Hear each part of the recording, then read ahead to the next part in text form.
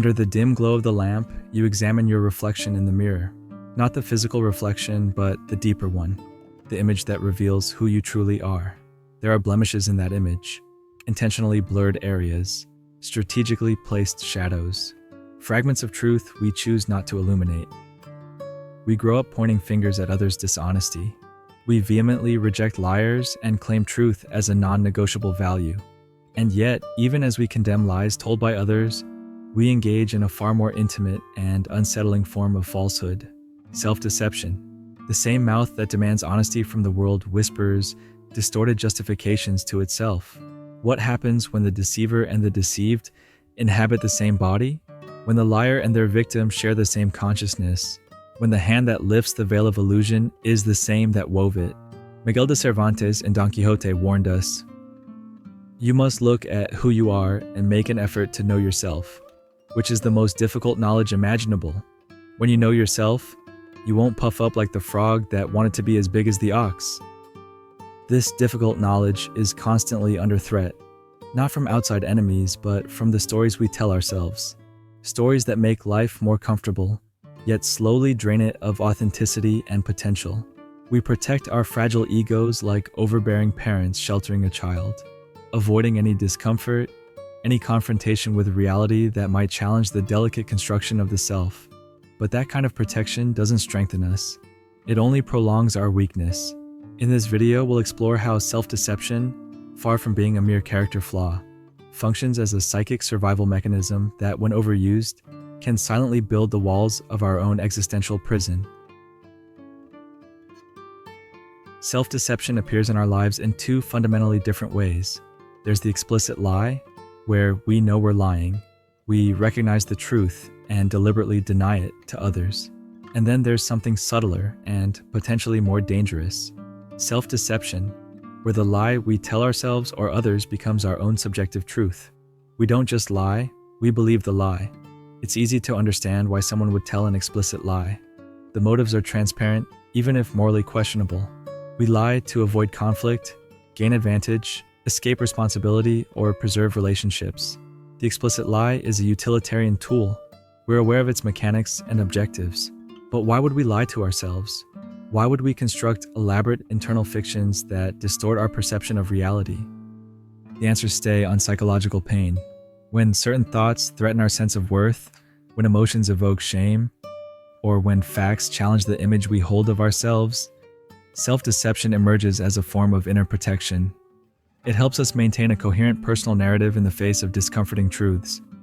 Like a psychological anesthetic, it shields us from the emotional wounds reality might inflict. Philosopher Ludwig Wittgenstein once said, "Nothing is so difficult as not deceiving oneself." And he was right. Our minds weren't shaped just to deal with the external world. They also learned to shield us from internal threats. And the greatest of those threats is a phenomenon Carol Tavris and Elliot Aronson, in their book Mistakes Were Made, But Not By Me, describe precisely: the engine that drives self-deception, the energy that produces the need to justify our actions and decisions, especially the wrong ones, is the unpleasant feeling called cognitive dissonance. Because of this phenomenon, many people fall into an endless cycle of lies, like someone sinking deeper into quicksand every time they struggle to justify themselves. But what is cognitive dissonance? It's that discomfort we feel when we hold two contradictory ideas at once. Imagine someone who sees themselves as a devoted parent while consistently neglecting their children, or someone who smokes 2 packs a day, fully aware it can kill them, or someone who sees themselves as a champion of social justice but turns a blind eye to their own prejudices. This internal contradiction between our values and our actions generates psychological tension, cognitive dissonance. Put simply, dissonance arises when our actions contradict our values, when our choices conflict with our self-image, or when we face evidence that challenges deeply held beliefs. Have you ever felt that unease after making a decision you knew, deep down, didn't align with your values? That sense of inner misalignment asking to be resolved? That's cognitive dissonance calling for resolution. It shows up as mental discomfort, ranging from mild unease to deep anguish. There are 2 ways to resolve this internal tension. We can face the truth and implement real change, admit the mistake, change behaviors, align actions with values. Or we can resort to self-deception, distort our perception of reality so the contradiction disappears without real change. The smoker makes up statistics about centenarians who smoke 3 packs a day and live forever. The fast food addict tells themselves they deserve a little treat after a hard day. Someone stuck in an unhappy marriage justifies their passivity by saying, "That's just how relationships are," or "No one's perfect." All of these are forms of self-deception that allow us to keep taking the path of least resistance. But that temporary relief comes at a high long-term cost. As Tavers and Aronson note, self-deception blocks our ability to see our mistakes, let alone correct them. It distorts reality, keeping us from gathering all the information we need and evaluating matters clearly. Each act of self-deception is a detour from the path of self-knowledge. Like a river forced off its natural course that ends up stagnating in swamps or spilling over destructively, our vital energy disperses when it's blocked by the artificial structures of self-deception. Have you noticed how deeply self-deluded people often seem drained? How they expend enormous amounts of psychic energy maintaining their internal fictions? Self-deception consumes more than we admit, not just in unrealized potential, but in the vitality we waste trying to keep it all together. When self-deception becomes our primary way of coping with reality, we start down a path that can destroy not only our individual lives, but also our relationships, and, in extreme cases, our capacity to live ethically in society. The consequences of self-deception rarely stay confined to the private realm. Like ripples from a stone cast into water, its distortions eventually reach everyone around us. Tavers and Aronson warn that self-deception prolongs and widens rifts between lovers, friends, and nations. It's not just a matter of personal well-being. It's a matter of relational health. One of the most common manifestations of this phenomenon is the manipulation of our memories. When we feel guilty for hurting someone we love, rather than acknowledge the harm and seek to make amends, we might simply deny the event happened or reshape it until it feels harmless or justified. As Nietzsche sharply observed, "I did that," says my memory. "I could not have done that," says my pride, and remains adamant. Eventually, memory yields. Have you ever caught yourself mentally rewriting painful events from your past, turning them into more palatable versions where you come off better? This selective memory reconstruction is so common, we rarely recognize it as self-deception. We call it perspective or interpretation, as if memory were purely subjective. Even more troubling is when we create entirely false memories to ease cognitive dissonance. People who see themselves as smart and capable, yet whose lives are in disarray, may unconsciously invent trauma narratives to justify their current state. Why haven't I succeeded? Being so talented? It must be because I suffered trauma 10x. The false trauma memory resolves the dissonance without requiring present accountability. Another disturbing mechanism was identified by Dostoevsky, who wrote in Demons that a character invents a man and then lives with him. Instead of seeing people as they really are, we distort them to justify how we treat them. Think back to the last time you felt strong dislike for someone. What traits did you assign to them? Were they all objectively true, or were some exaggerated or even invented to make your aversion feel justified? That's self-deception at work. We distort others to legitimize our feelings and actions. The most extreme and dangerous form of this dynamic occurs when an entire group engages in collective self-deception. This is the scapegoating phenomenon, where a community projects its own failures and fears onto a minority group, creating a shared fiction that justifies persecution. This collective projection follows a predictable escalation that psychologist Ervin Staub called the continuum of destruction. It begins with small discriminations, a denied right here, a subtle exclusion there. These initial transgressions need justification, so the group begins demonizing its victims, assigning them negative traits and malicious intent that rarely reflect reality. A psychological consequence of harming others is increased devaluation of the victims. People tend to assume that victims deserve their suffering because of their actions or character, wrote Staub, illuminating the vicious cycle that takes hold. The more we hurt someone, the more we need to believe they deserved it.